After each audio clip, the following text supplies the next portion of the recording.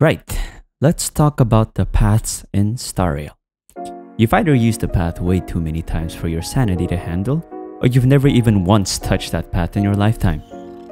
Sorry, Erudition. Now there's a Nihility character that unfortunately does your job better than your own characters, and if I were to be honest, Infinite Insanity Jingliu was much more fun than anything I can think of. This video is gonna run through all the paths available in the game, and we'll try to simplify how each of them works and what roles they normally have in a team.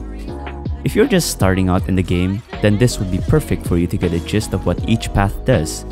If you're a long-time player, then maybe this can help you get that bit of a fresher on new team comps and what characters you might want to try next.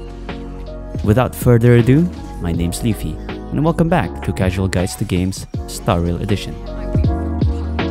Let's start things off with the two sustained paths first, starting with the Path of Abundance, which essentially boils down to this.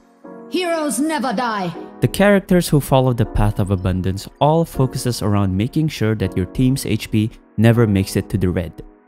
Or even if it does, then they can make it go back to the green without an issue. A lot of them now also have the ability to cleanse your team from any debuffs placed upon them. And considering the amount of crap late game enemies spit at you, you're gonna want all the cleanse you need. The only thing different about each of these characters revolves around how they would heal you. Some are simple and heal you through direct use of their skill and ultimate. Some heal you over time, some heal you through any time you deal damage, some heal you and give you energy, and one of them even heals you based on RNG of who would be getting the heal. Ah yes, typical hoyovers, gachaing everything since your mom was born. The other sustained path that you're gonna see in this game is the Path of Preservation, which is basically the path that embodies "You shall not pass!" Which makes sense, you know? Why heal your party when you can prevent any damage from getting to them in the first place? Preservation sustains your team through providing them with shields that absorbs any incoming damage for a certain amount of value, continuously blocking all that damage until the shield either gets fully taken out or expires. People who love running preservation characters will find a way to make sure that they can keep a 100% uptime of their shields. That way, you don't actually ever take any damage. Of course, there are no rules that states that you can't run both an abundance character and a preservation character in one team. For a long time, I myself used Luocha and Fushan together. Of course, this meant that I'm not allowed to die, because if I did, that means I sucked so much balls at this game. Oh, and here's a quick Leafy note for you. If you want a character that can both be a preservation and abundance character, then pull Fushan and her Lycoon. I swear, there's not a more disgusting combo than what those two things can achieve together when it comes to making sure that your team stays alive.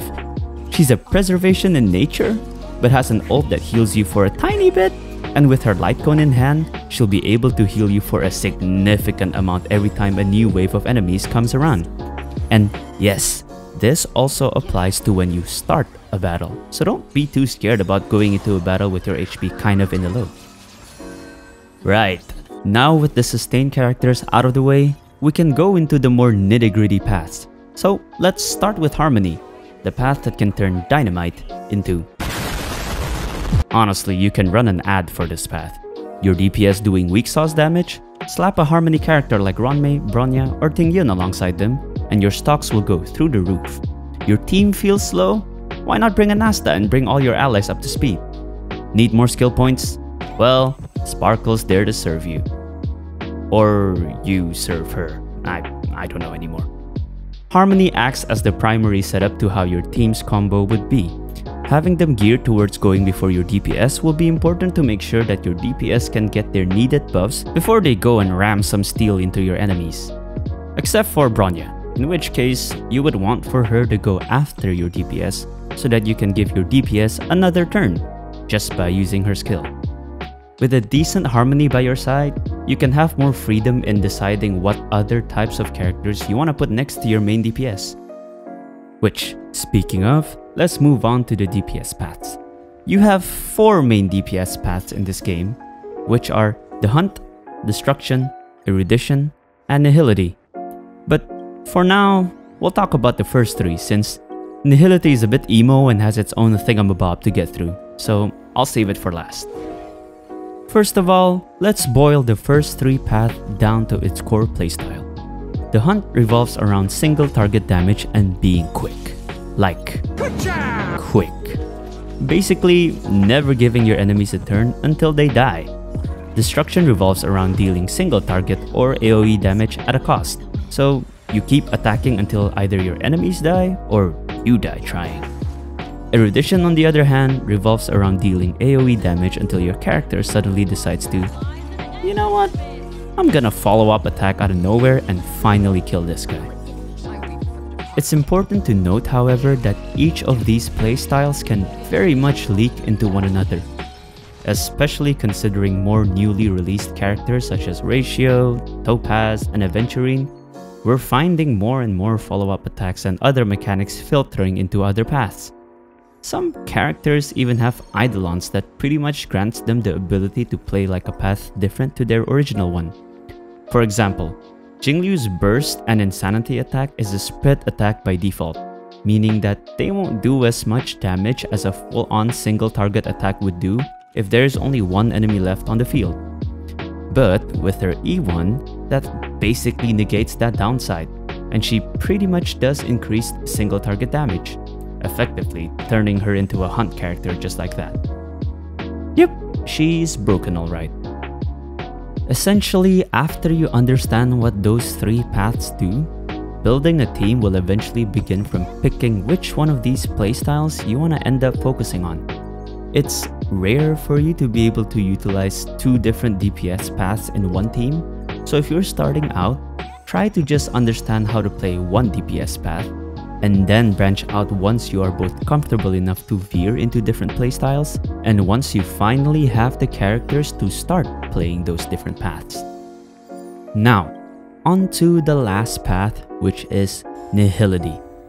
You can honestly just take their playstyles as deal decent damage during your own turn, and watch your enemies get terminal cancer in their own turn before dying pathetically. Basically, they move, they die. However, not all Nihility characters are as straightforward as the path itself. Sure, the end result is still your enemies getting cancer, but the way they get to apply and trigger those effects will differ between each of their archetypes. I'll have to split these characters into three different categories. You've got the utilities, applicators, and actual DPS. The utilities are Nihility characters who are generally usable both within a team of their own path and a team of other paths. They can generally debuff and shred stats from the enemies and pretty much help any team deal more damage just from that avenue. Characters that fall into this category are Pela, Silverwolf, and Welt.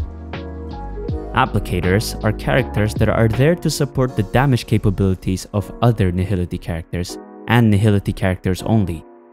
They revolve around consistently applying debuffs that will usually become much stronger cancer once they are triggered alongside other Nihility DPS attacks. The debuffs I'm talking about revolves around the DOT break effects of certain elements, such as burn from fire characters and wind shear from wind characters. These effects will then be amplified in power by your main Nihility DPS. Characters who fall into this applicator category are Sampo, Guinaifen, Luca, and Black Swan. Now, the last category is the actual DPS characters. These are the ones who are going to utilize all the debuffs that their utility and applicators placed on your enemies, and turn them into one instance or multiple instances of what is essentially a cancer nuke. So if I were to be honest, the only one who truly embodies this cancer nuke playstyle would be the original queen of Nihility herself, Kafka. Her skill revolves around triggering all instances of debuffs in one singular attack, while her ultimate does so in a full AoE scale. The special thing about DOT is that you don't need crit stats, and you really only need attack, effect hit rate, and a little bit of break effect. So maybe it's time to use all those crappy artifacts that you have. However, all that crap doesn't apply to Acheron. who plays a bit more like an Erudition character. Hence the intro to this video, and still builds like how any normal DPS would, which focuses on getting those crit stats and attack up. But I'm not here to talk about that more extensively, so for now, I'll just leave it at that. That just about covers it for this quick start guide to Star Rail paths. Hopefully it's given you guys a better grasp of how each path works in its simplest form. From this video, I'll probably think about making another quick guide on how you can try to start building a team in this game. So expect for that to come next in this series of casual guides. I'd probably also make a separate video for the path of Nihility itself, since I think I didn't really do it much justice in this video. And with the release of Acheron herself, I think there's a case to be made for me to make a much more extensive guide on how you can better use the Nihility characters and the Nihility path itself. That being said, I hope you guys have enjoyed this video and have also found it to be helpful. Let me know your thoughts on the comments down below, like the video if you like it, dislike it if you don't, and thanks for giving it a watch. Until then, the name's Liffy, and I'll see y'all in the next video. Sayonara.